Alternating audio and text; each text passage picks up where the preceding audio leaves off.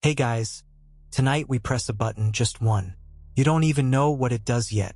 It sits there, glowing red, humming faintly, almost daring you to tap it. And you do.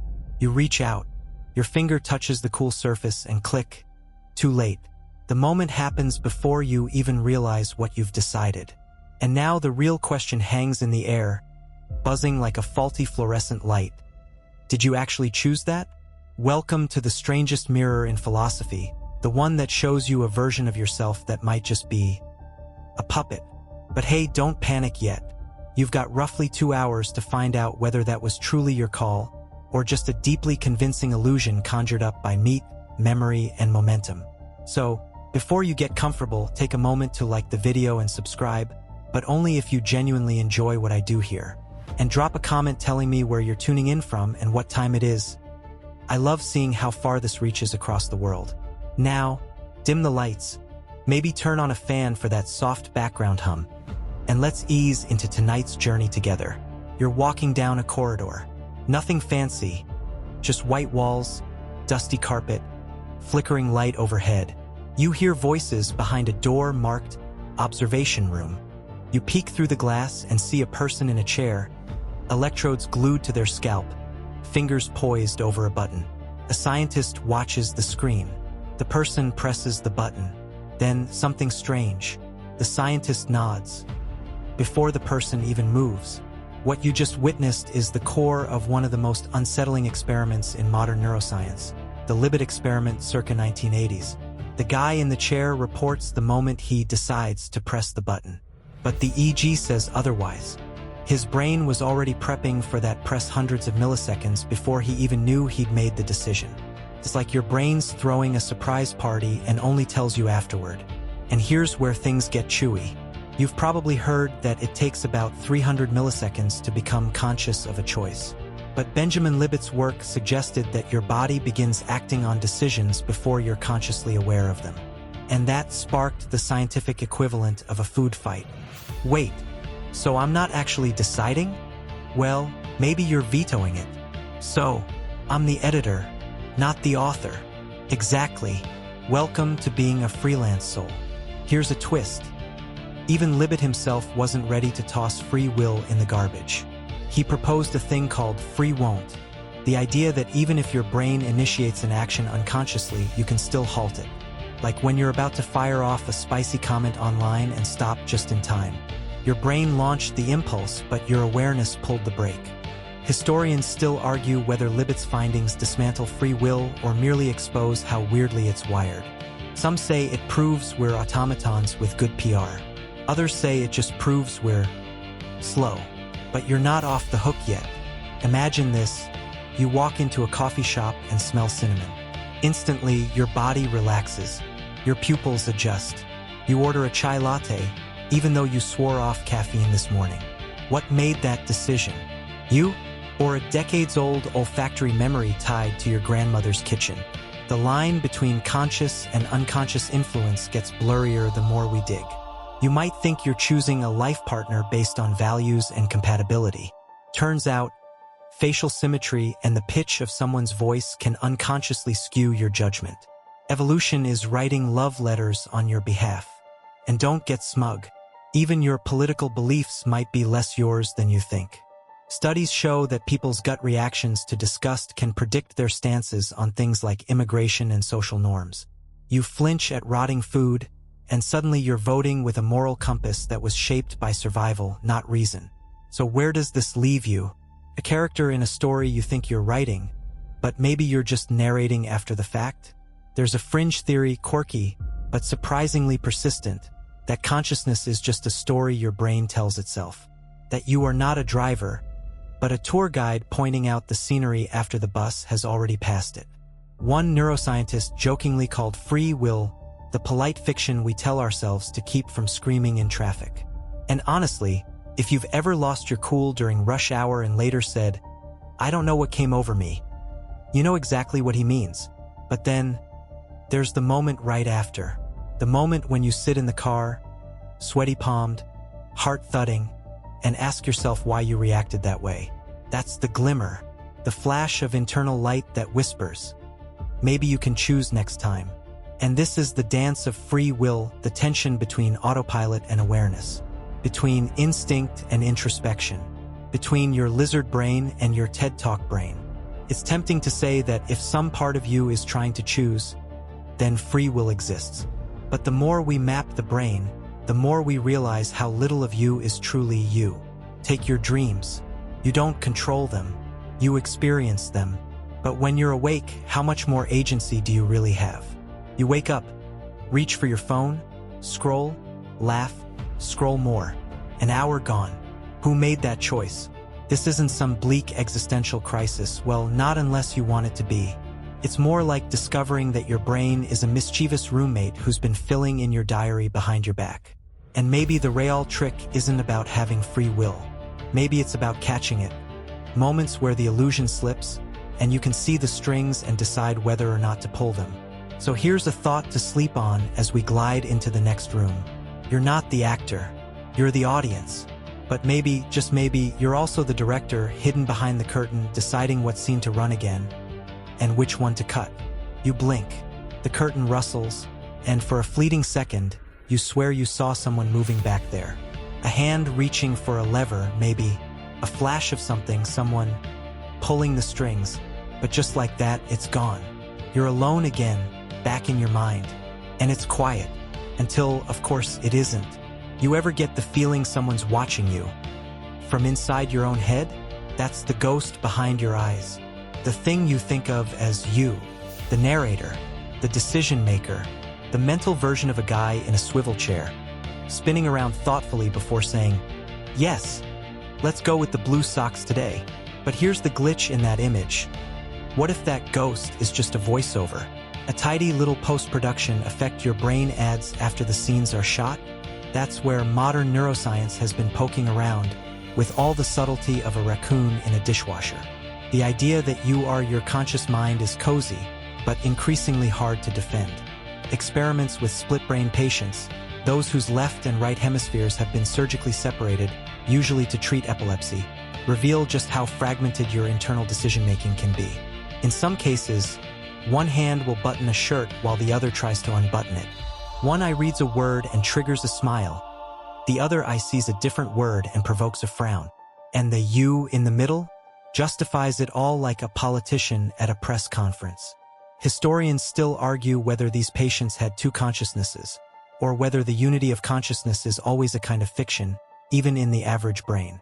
You think there's one you steering the ship, but perhaps you're just the ship, and the crew below deck is arguing in whispers. Here's a weird little tidbit.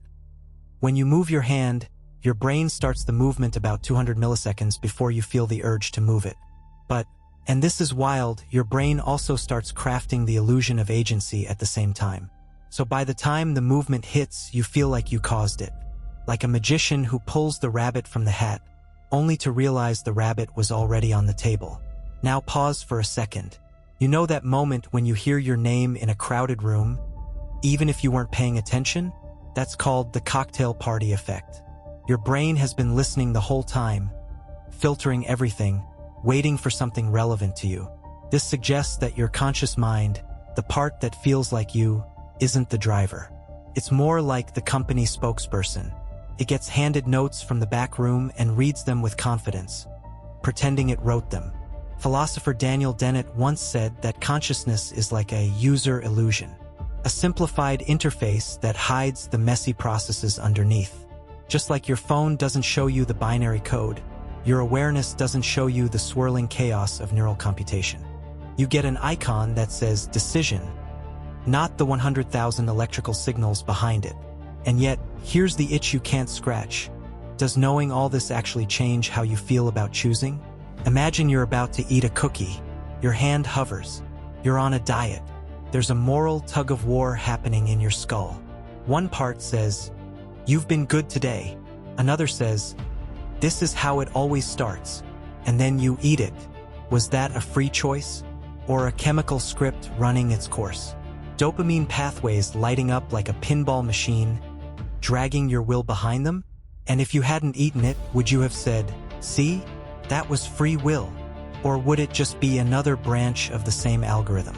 It's hard to say, Because the ghost behind your eyes is not neutral.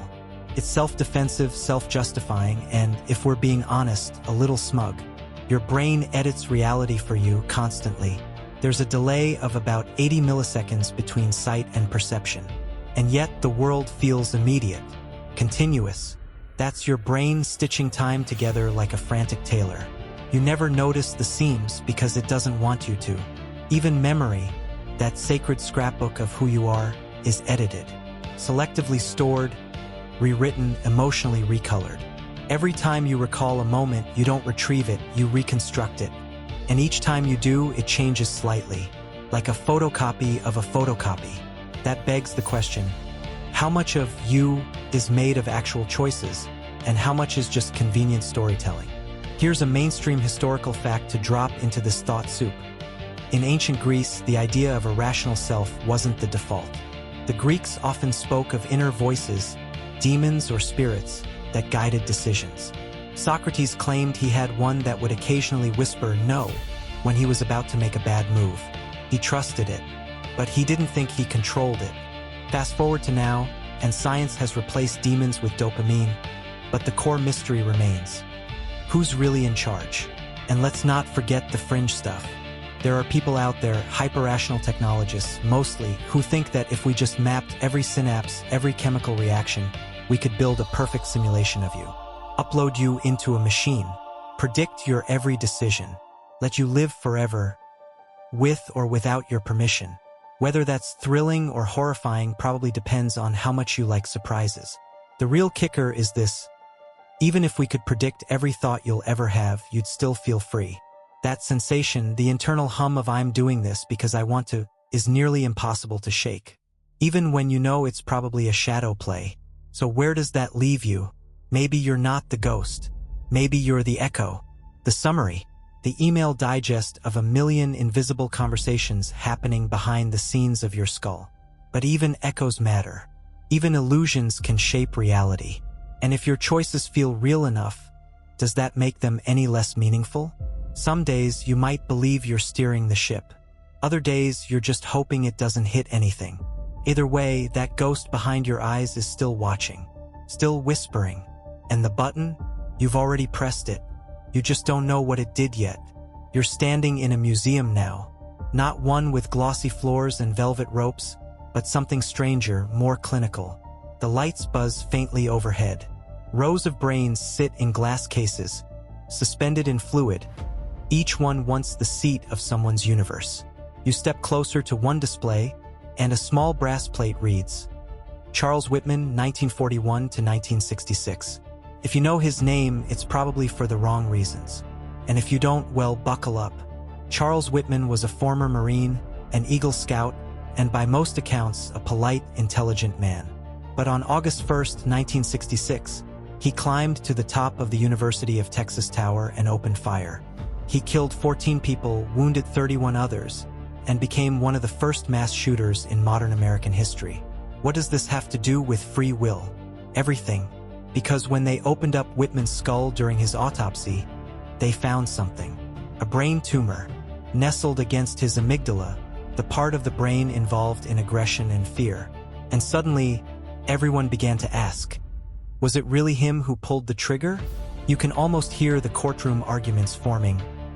Ladies and gentlemen, this man's neurons betrayed him. He didn't choose this. The tumor chose for him.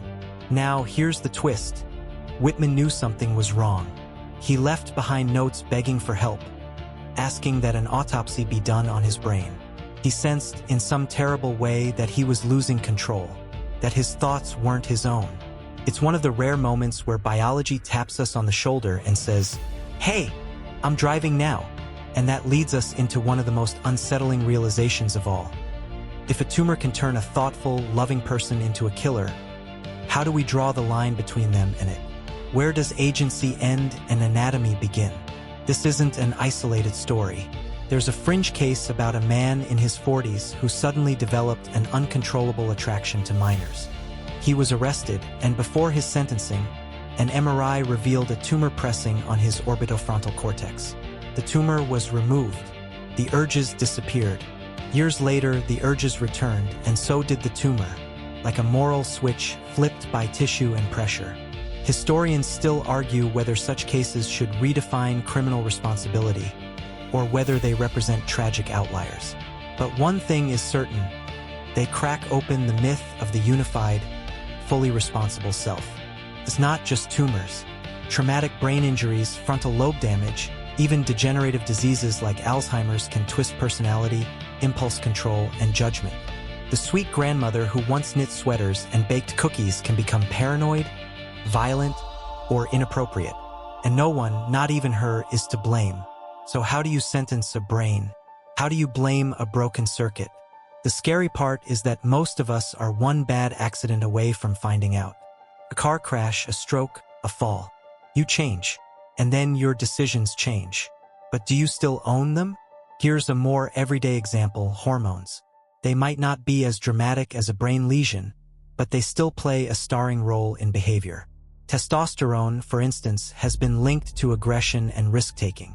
Oxytocin, the so-called love hormone, affects trust and bonding. Your choices can shift just because your internal chemistry got shaken like a snow globe. Ever heard of PMS defense in court? It's a real thing. In some countries, it's been used to mitigate sentencing in violent cases. Now, that opens a legal and ethical minefield.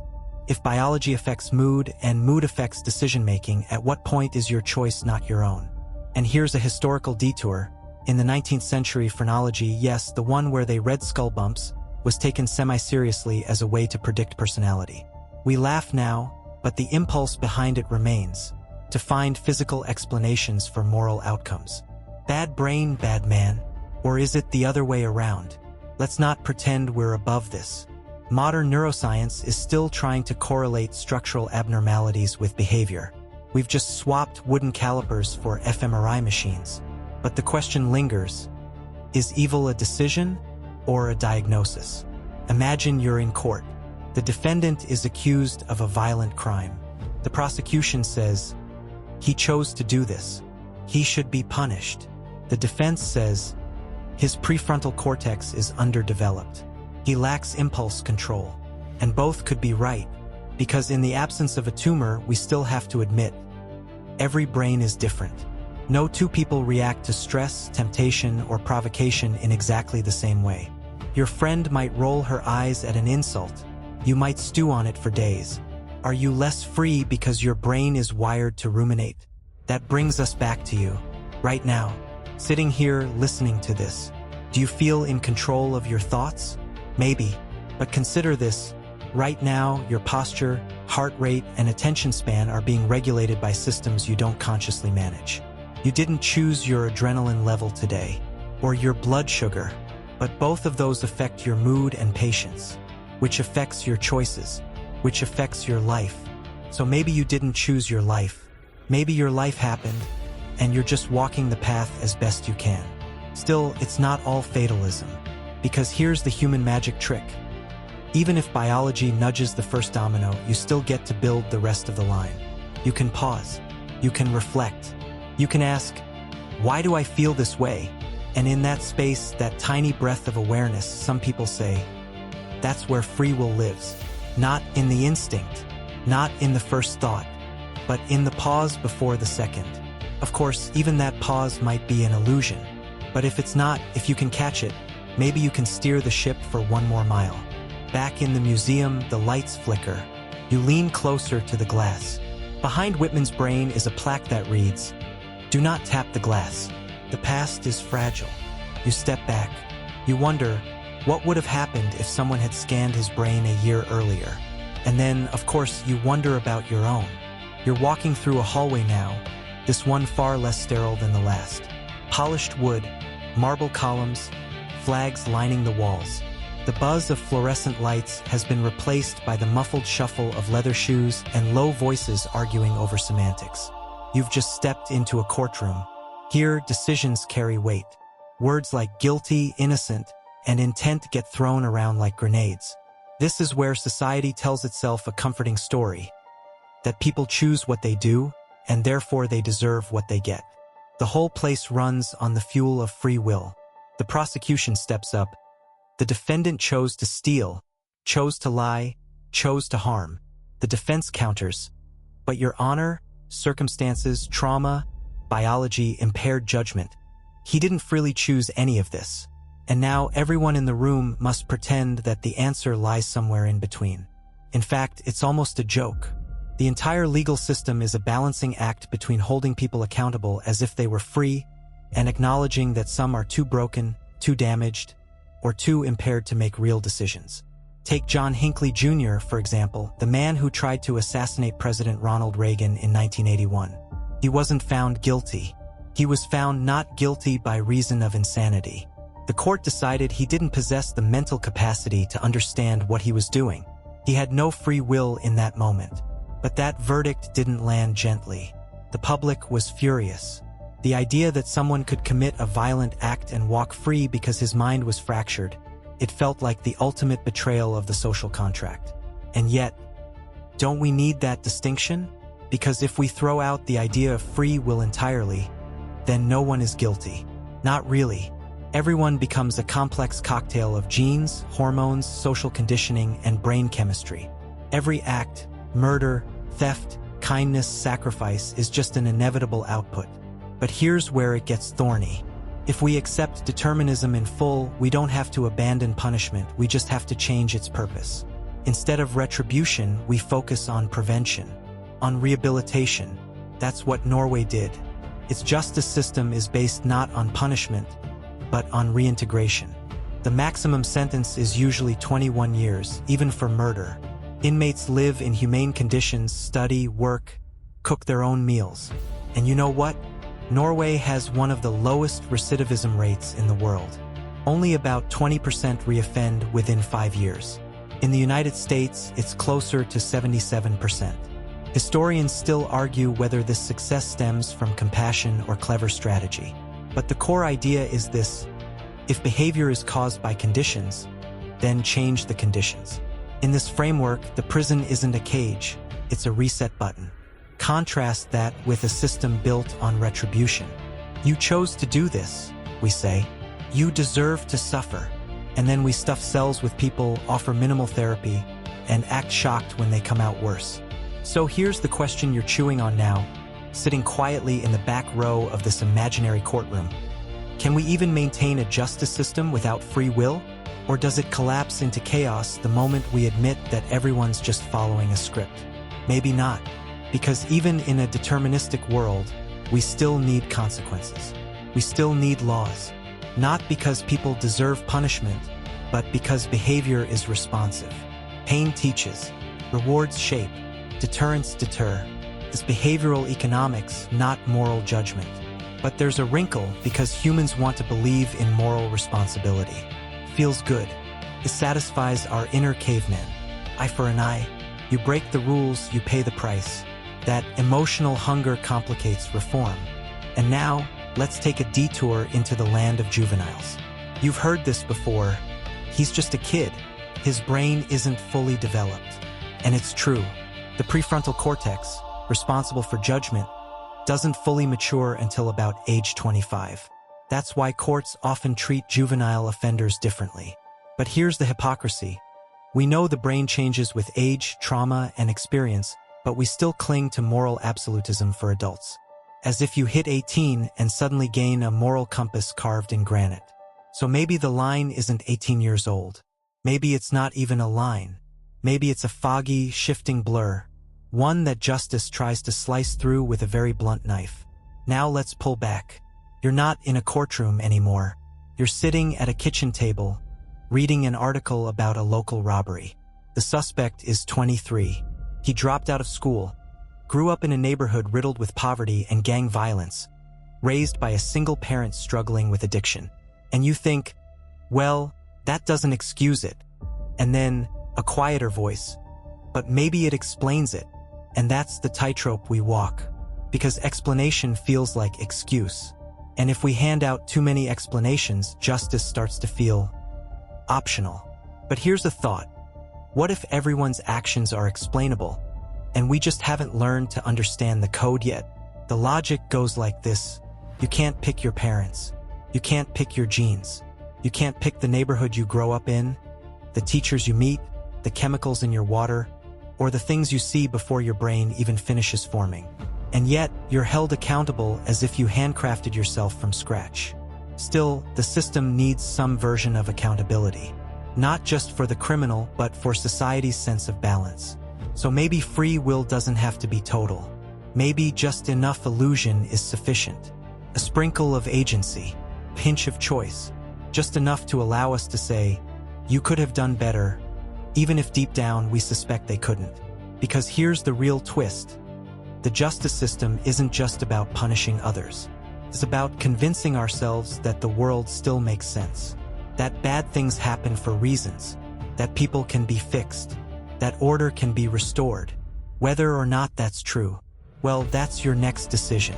Now the walls shift again, and you're no longer in a courtroom or even in your own head. You're online, scrolling, clicking, swiping. You're liking a meme about soup. You're pausing just a bit longer on a photo of someone's vacation in Santorini. You think you're being spontaneous, casual, maybe even clever. But you're not alone in this space. Something's watching you. Not a person, but a system. Pattern-hungry, data-chomping machine. It doesn't sleep. It doesn't blink. And with every scroll, it gets to know you better. You might have heard the statistic already. Facebook's algorithm can predict your personality better than your spouse can, given just 300 likes. And it doesn't stop there. With enough data, it can infer your sexual orientation, political leanings, IQ range, family background, emotional stability, and whether or not you're likely to buy that oddly specific t-shirt with a sloth on a surfboard. You feel like you're choosing what to watch, what to click, what to believe. But your feed is being shaped around you pixel by pixel. And over time, the illusion of choice hardens into a curated path. You're not a user anymore. You're the used. Historians still argue whether algorithmic targeting marks the death of authentic free will or merely the evolution of persuasion. After all, advertising has existed for centuries, but the difference now is scale and precision. Your ancient ancestors weren't being offered custom dopamine hits 50 times per minute. You are. Let's take a strange detour. In 2012, Target famously predicted a teenage girl's pregnancy before her family knew, just based on her shopping behavior. She received maternity coupons in the mail. Her father was outraged. Then, he apologized. She was pregnant. Target's machine knew. And if it knows that, what else does it know? What else is it nudging? You may think you're making choices, but your environment is increasingly engineered to extract predictable behaviors. It's a garden built to funnel you toward purchases, ideologies, even relationships.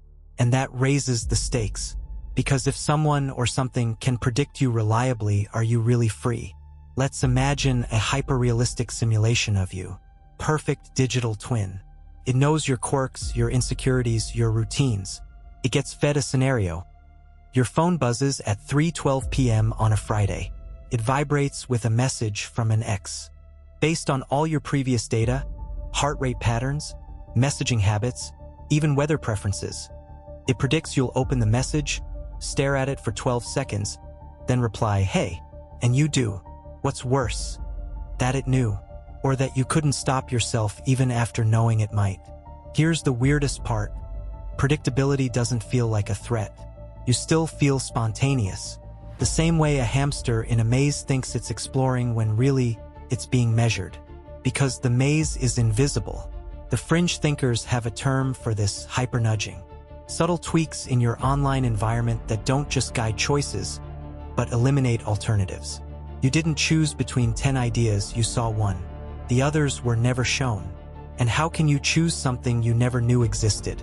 Even recommendation engines on YouTube, hello, by the way, are designed not just to guess your interests, but to shape them.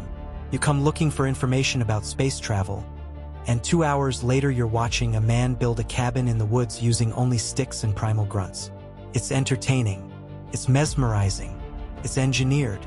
It doesn't feel like brainwashing. It feels like relaxing. But over time, those small digital suggestions coalesce into beliefs. You start repeating things you didn't come up with, voting in ways you can't fully explain, loving products you didn't know you wanted. And it all happens quietly, like fog settling into a valley. Now, Here's a historical fact to marinate on. In 1957, a market researcher named James Vickery claimed he'd flashed subliminal messages during a movie, "Drink Coca-Cola and eat popcorn." Sales, he claimed, spiked. Decades later, he admitted the study was fabricated. But the fear it sparked of losing our minds to hidden signals has never really left. Today's persuasion isn't subliminal. It's much more elegant. You like it, you share it, you believe it came from you. So, is that still a choice? Let's test this in your own life. Think about the last 3 big decisions you made. A job you took, a city you moved to, person you fell for. Now ask yourself, how many of those were based on recommendations, algorithms, targeted ads, or filtered versions of reality? And how many were made from a place untouched by suggestion? Be honest. Maybe it doesn't matter. Maybe true autonomy doesn't require pure origin. Maybe it just requires awareness. If you know the ads are manipulating you, you can resist. If you know the system is watching, you can dodge its gaze. But that requires energy, effort. And in a world of infinite scrolls, resistance is exhausting. You blink and the feed refreshes. You blink again and it's midnight. You were going to read that book, call that friend, meditate. Instead, you're watching someone make pancakes out of jelly beans. You laugh. You scroll again. Is that your fault? Or is it design? The world we live in doesn't need to control you directly. It just needs to nudge you gently over and over until the path of least resistance becomes the path you believe you chose. And if that sounds dystopian, remember, you're still listening, which means part of you is still watching the watcher. Part of you is still questioning the click. And maybe, just maybe, that part is where your freedom lives. So here you are, knee-deep in algorithms and targeted nudges, when another player enters the game, quieter, more ancient, but no less influential, your genes. Imagine them now, curled in that double helix spiral like a mischievous scroll from nature herself. They've been around longer than cities, longer than language, longer than regret. And they've got a lot to say about who you are, whether you asked for their opinion or not. You didn't choose your genes. You didn't tick boxes on a celestial form that said, "I'll take the high cheekbones, mild anxiety, and a fondness for detective fiction." But you got them anyway, your starter kit. And whether you feel like a bold individual or a bit of an existential shrug today, a significant chunk of that might trace back to your genome's opinion of you. Let's say you're stubborn. Like, argue with Google Maps stubborn. That might be linked to variations in the DRD4 gene, associated with dopamine reception and novelty-seeking behavior. Or maybe you're unusually cautious, risk-averse to the point where you won't even jaywalk. That could have ties to COMT, a gene that regulates prefrontal dopamine levels and may influence anxiety. You didn't ask for this wiring, but it's there clicking along under the hood. Historians still argue whether genetic predisposition undermines moral agency or simply sets a stage on which freedom plays out. Is your choice meaningful if you were genetically more likely to make it? This gets even stickier when we bring in identical twins, separated at birth, raised in different homes, and yet often eerily similar in personality, habits, even life paths. One famous case had 2 twins both name their sons James, marry women named Linda, then Betty, own dogs named Toy, and had the same job as security guards. They even vacationed at the same beach. Coincidence? Maybe. But the patterns stack up until coincidence feels like a cover story. And then comes the scalpel, CRISPR, the gene editing tool that lets scientists go into that spiraled instruction manual and start making little tweaks. Want to increase intelligence? Reduce aggression? Maybe boost musical talent or memory retention? In theory, it's all there, your neural destiny waiting for a firmware update. Of course, the ethical alarms are deafening. Because once we start tweaking genes to improve humans, who decides what's better? And if we create people who are more likely to be calm, disciplined, generous, are they more morally good? Or just more edited? You can already feel the weight of this in your chest. If behavior stems from biology and biology can be altered, then are we crafting morality in a lab? That's not science fiction. That's next Thursday. And here's where it bends back toward free will. If you engineer someone with a lower likelihood of addiction, and they avoid drugs their whole life, was that really their choice? Or did you remove the temptation altogether? We're playing with dice that may no longer be fair. Let's detour into ancient philosophy for a second. In Stoic thought, particularly from Marcus Aurelius and Epictetus, there's the idea of the dichotomy of control. You can't control what happens to you, but you can control how you respond. But Stoics weren't geneticists. They didn't know that how you respond might be heavily influenced by serotonin transporters. And here comes a fringe twist. There are biotech companies now offering DNA-based dating services. Yep, genetic compatibility. Because why waste time on vibes when your alleles can sort your love life? If that doesn't make you feel a little Matrix-y, I don't know what will. But back to you. Say you discover that you have a genetic predisposition to impulsivity, or rage, or addiction. Does that let you off the hook when you mess up? Or does it hand you a burden to carry? An extra weight that others don't have? Some argue that knowledge of your genetic wiring can enhance free will, not diminish it. Because awareness gives you tools. If you know you're predisposed to X, you can prepare, counterbalance, strategize. Others say that knowledge becomes a cage. You start identifying as your code. I'm just built this way, you say, throwing up your hands as your DNA shrugs along beside you. It gets murkier in legal systems. Imagine a future where someone commits a violent act, and the defense says, his genes made him do it. Could we see genetic predisposition used as a standard legal defense? Actually, we already have. Cases have cited genetic profiles related to MAOA, sometimes dubbed the warrior gene, as partial mitigation for violent behavior. Not absolution, but context. And that trend is likely to grow. So where does that leave your so-called freedom? Floating somewhere between a tangled double helix and a therapist's office. But there's a counterweight to this biochemical determinism. Neuroplasticity. Your brain isn't cement, it's clay. Can change, can reroute, can adapt. Even deeply ingrained behaviors can shift with the right environment, therapy, training, and experience. In other words, your genes may set the stage, but they don't write the script in pen. And here's the hopeful part. Just because you're predisposed to fear doesn't mean you can't learn courage. Just because you inherit a short fuse doesn't mean you can't become someone patient. It's harder, it's slower, but it's possible. That possibility, that tiny margin where awareness meets biology, is perhaps where free will still breathes. Because if you can catch the impulse, delay the reaction, make a different choice, even once you've bent the script. You've rewired the wiring. That's not nothing. So maybe the question isn't, are you free? Maybe the question is, can you widen the space between stimulus and response just enough to slip a choice inside? You didn't write the code, but maybe you can still learn to edit it. Now the ground shifts beneath your feet again. This time to the soft shuffle of incense smoke and whispered prayers. You're in a temple, or maybe a church, or a dimly lit hut atop a Himalayan ridge. It doesn't matter where. What matters is that across centuries and continents, people have stared up at the stars or bowed their heads and asked the same thing.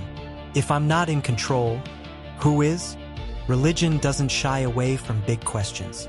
It wraps them in parables, chants, and sacred texts, then hands them to you with the solemnity of a riddle. And when it comes to free will, the answers are as diverse as the faithful who seek them. Let's start with Christianity, the version most American courtrooms still silently reference. In this worldview, free will is a gift from God. You're created with the capacity to choose good or evil, to follow divine command or stray into sin. It's what separates you from the beasts. It's what makes salvation possible. Without free will, punishment and reward lose all meaning. But there's tension, because if God is omniscient, if he already knows what you'll do, how is your choice truly free? Theologians have wrestled with this for millennia. Augustine, Aquinas, Luther.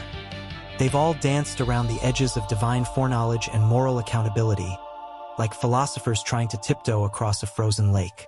Some say God exists outside time, seeing all choices without determining them. Others say we're predestined, and free will is just the polite illusion we get to live with. Historians still argue whether this internal contradiction ever truly resolves. But most believers navigate it just fine. You pray, You repent. You try again. Even if your choices were already known, they still feel like yours.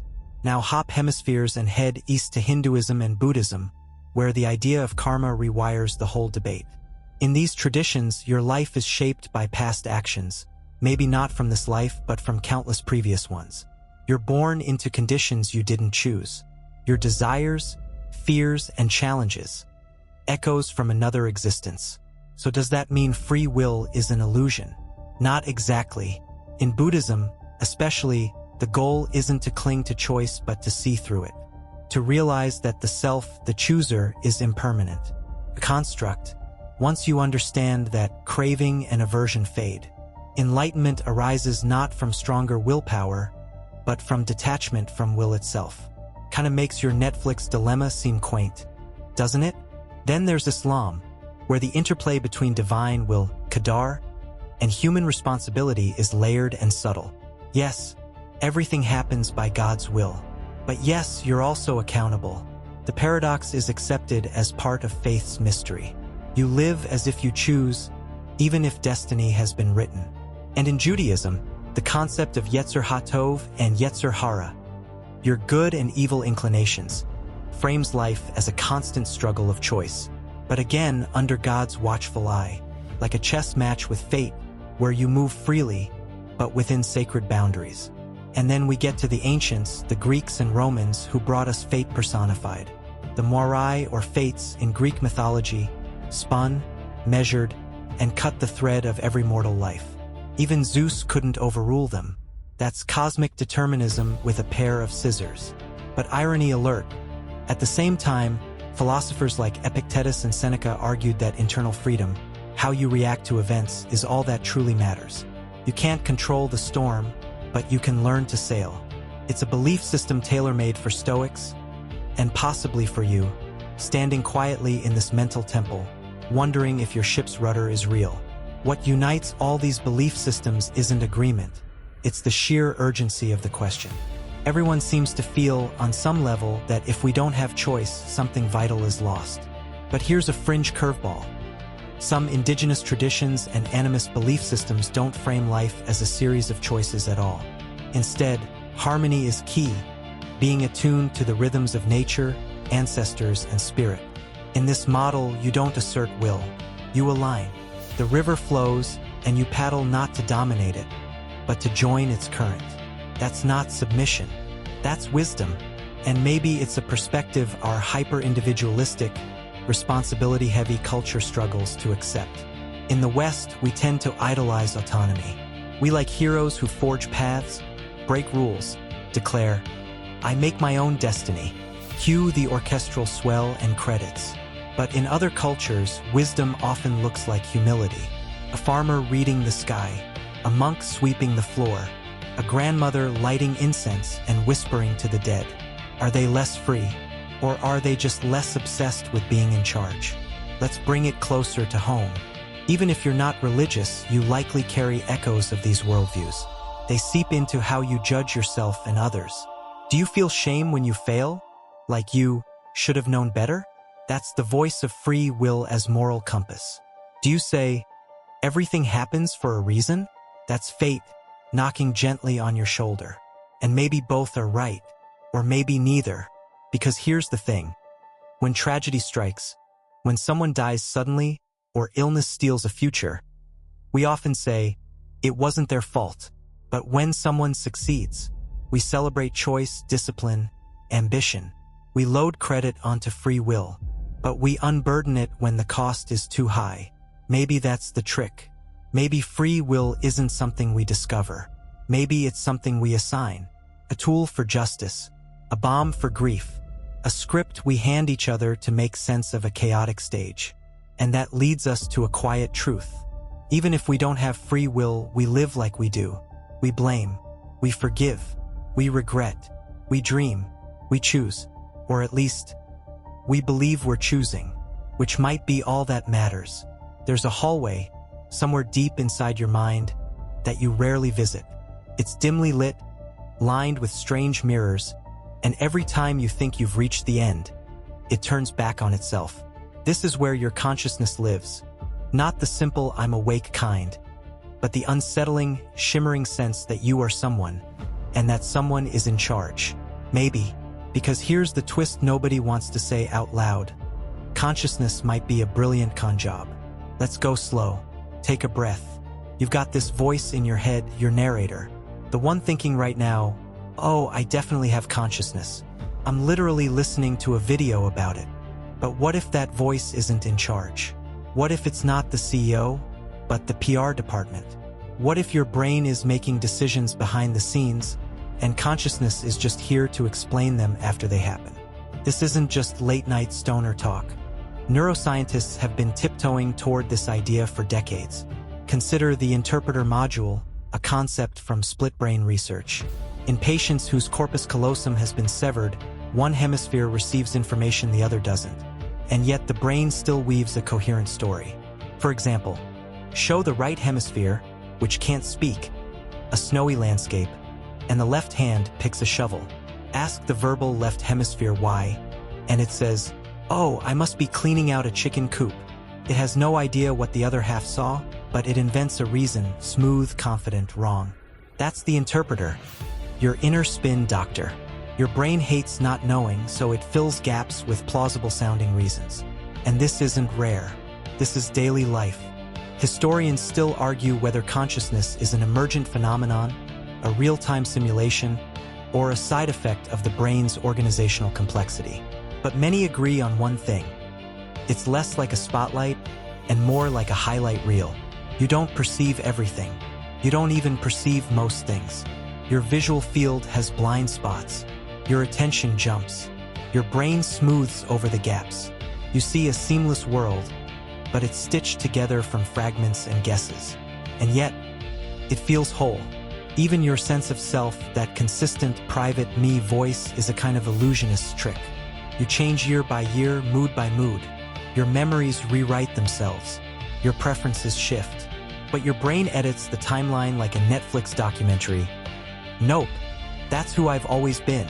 This mental continuity, this illusion of coherence, is sometimes called the self-model. It's essential for navigating the world, but it's not necessarily real. Here's a fringe tidbit. There are people who experience depersonalization, a condition where they feel like they're watching themselves from the outside. They describe their lives like a video game where they're not really playing, just observing. This isn't a philosophical position. It's a feeling, a glitch in the system, and it terrifies them. But what if that glitch reveals the truth? Let's shift gears. You're driving. Your hands are on the wheel, but your mind is elsewhere. You're thinking about dinner or that weird thing someone said at work. You arrive at your destination and realize you don't remember the drive. Who drove? You did, sort of, because most of your daily life runs on autopilot. The brain loves routines. Walking, brushing teeth, replying LOL in a group chat, it's all procedural. You think you're making choices, but you're mostly triggering sequences. And that's fine, necessary even. Imagine consciously deciding how to walk every time. But the side effect is this: you mistake fluency for freedom. Just because it feels easy doesn't mean it was deliberate. Let's zoom in further. To your thoughts. Where do they come from? You don't create them. They arise. Unbidden. You notice them, react to them, maybe reshape them. But their appearance? Mysterious. Try this right now. Sit still, close your eyes, metaphorically. We still have more story to tell. And will your next thought not choose it from a menu? Not think about a topic. Just will a thought into existence without it being shaped by habit, memory, or environment. Tough, right? Because your thoughts aren't summoned, they arrive. And if you don't control what appears in your mind, how much control do you really have over what you choose from the list? Philosopher Thomas Metzinger suggests that the self is a transparent interface. You see through it, not at it. It shows you a usable version of reality, not the raw data. You mistake the interface for the operator. But don't panic, because consciousness, even if it's a magic show, still matters. It gives you the feeling of being someone. And that feeling might be the glue that holds society together. People with higher levels of self-awareness tend to show more empathy, patience, and impulse control. They can observe their reactions before acting on them. That ability to catch yourself is where many argue free will might sneak back in. Because even if the initial thought isn't yours, the second one might be. Even if the emotion is automatic, your response doesn't have to be. That's where metacognition comes in. Thinking about your thinking. It's like realizing you're not just inside the movie. You're watching it and deciding whether to throw popcorn at the screen. Weirdly enough, your brain monitors itself constantly. There's even something called error detection. Regions like the anterior cingulate cortex fire up when you make a mistake before you consciously realize it. Your brain catches the oops before the you does. So maybe the you isn't the first to know. Maybe you're just the first to speak. And speaking of speaking, language may be what builds the illusion of self in the first place. Inner dialogue, narration, memory labels. Your thoughts don't just occur, they occur in words. Without language, could the illusion hold? It's a theory, anyway. But here's a thought to end on. Maybe the illusion isn't a problem. Maybe it's the point. Maybe the self is like a shadow on the cave wall. Not the real you, but a reflection that lets you walk forward without tripping over existential dread. And if that's true, if consciousness is a user interface, not a control panel, then perhaps freedom isn't about control. It's about clarity. Knowing that the story isn't always real, and still choosing to tell it well. Because even if your mind is a hall of mirrors, and your choices come preformed, you still get to decide which reflection to follow. You sit in stillness now, but the room around you begins to shift. Not into a courtroom or temple this time, but into something warmer, more familiar, a therapist's office, a classroom, a quiet corner of your bedroom where you've sat more than once, asking yourself, why do I keep doing that? Here, the spotlight isn't on grand theories or divine plans. It's on you, just you, and that strangely persistent hope that you can change. Let's say you have a bad habit. Maybe it's biting your nails, doom scrolling at 2 a.m., or freezing up whenever you need to speak your mind. You know it's not helpful. You tell yourself, tomorrow I'll do better. But tomorrow rolls around, and there you are again. Fingers chewed, thumb hovering over the TikTok app, voice still stuck in your throat.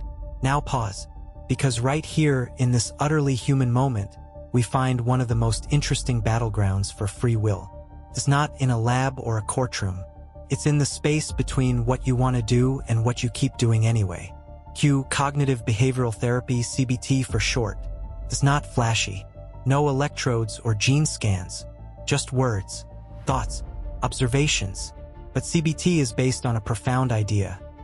That your thoughts shape your feelings, which shape your behaviors, and that you can learn to intercept that chain. Historians still debate whether CBT proves free will or simply exploits how predictable the mind can be. But in practice, it works. People change their thinking patterns. They unlearn panic responses. They reframe intrusive thoughts. They disrupt decades-old loops. And that's not nothing.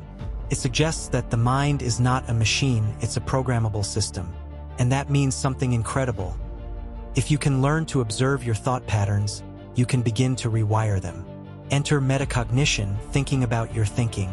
The awareness that arises when you notice you're spiraling and say, wait, let me check that story I'm telling myself. It's that little voice that says, I'm not angry, I'm scared. Or, maybe I'm not a failure. Maybe I'm just learning. It doesn't erase the pain. It doesn't stop the reflex. But it creates a sliver of space. And in that sliver, there might be freedom. Neuroscientists have even studied the way mindfulness meditation changes the brain. Long-term practitioners show reduced activity in the default mode network, associated with rumination and self-referential thought, and increased thickness in regions tied to attention and emotion regulation. You sit, breathe, observe, and your brain changes. You're not controlling every thought, but you're learning to surf the waves instead of being dragged by them. Let's get quirky for a second. There's an ancient Buddhist metaphor called the elephant and the rider. The elephant is your emotional, automatic mind. The rider is your conscious awareness. The rider can't overpower the elephant, but it can guide it with patience, training, and a deep respect for its power. Modern psychology uses this metaphor too, because it turns out most of our behavior is elephant. But the rider, that's where hope lives. You've probably heard of neuroplasticity, the brain's ability to change over time. It's most dramatic in children, but it never fully goes away. New neural pathways can form with repetition, effort, and intention. Think of someone who has a phobia of dogs after being bitten. For years, they avoid parks, cross streets, freeze at the sound of barking. But slowly, with exposure and support, they begin to tolerate a small dog. Then pet one. Then walk past a yard without flinching. What changed?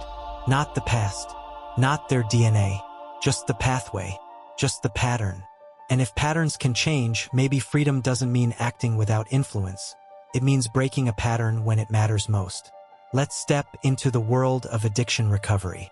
One of the core philosophies of groups like Alcoholics Anonymous is that the first step is admitting powerlessness. But paradoxically, that act of surrender often sparks the first real agency someone has had in years. The decision to recover isn't a single moment. It's 1,000 tiny decisions made while craving, hurting, stumbling. This relapse, recommitment, rinse, repeat. And through that process, the brain itself changes. Craving pathways weaken, new ones form. And no, it's not magic. It's biology. But it's biology that responds to willful effort. In fact, much of modern self-improvement, from therapy to coaching to even journaling, is based on the belief that you can become someone new by becoming someone more aware. You don't have to be who you were yesterday. You don't even have to be who you were 5 minutes ago. And isn't that the most hopeful version of free will? Not, I can do anything always, but I can notice what I'm doing and try again. Here's a historical note to pair with that thought. In ancient Greece, Socrates believed that to know the good is to do the good. If someone acted wrongly, it was because they lacked knowledge, not willpower. Educate them and they'll choose better. Today, we'd call that naive. But maybe there's a grain of truth. Maybe awareness is the soil in which better choices can grow. And even if you don't control every seed planted in your mind, every commercial, comment, childhood wound, you might still have a say in what you water. Yes, your choices are shaped by everything we've discussed: genes, culture, trauma, algorithms. But you can learn to spot the patterns, to delay the impulse, to rewrite the loop. Is that total freedom? No, but it might be just enough. So maybe free will isn't a grand leap. Maybe it's a subtle pivot, not smashing the system, but interrupting it for just long enough to whisper a new command. Because in the space between reaction and response, something beautiful can grow. A breath, a pause, a choice. The air has changed now. You can feel it, quieter, slower. The room you're in doesn't shift anymore. It settles, like the surface of a lake after something heavy sinks below. No more echoing courtrooms or glowing computer feeds. Just you and the life you've lived. Or maybe the lives you could have, because that's where we end, isn't it? With the ones we didn't choose. Let's try something strange. Close your eyes, not literally, you know the drill, and picture a machine. Not a loud, clanking one, but something elegant, sleek, humming gently in a silver-blue glow. It shows you every path you could have taken, every fork in the road you never walked. You see the version of you who moved to another city, who said yes to that offer, who kept the baby, who didn't send the message, who did.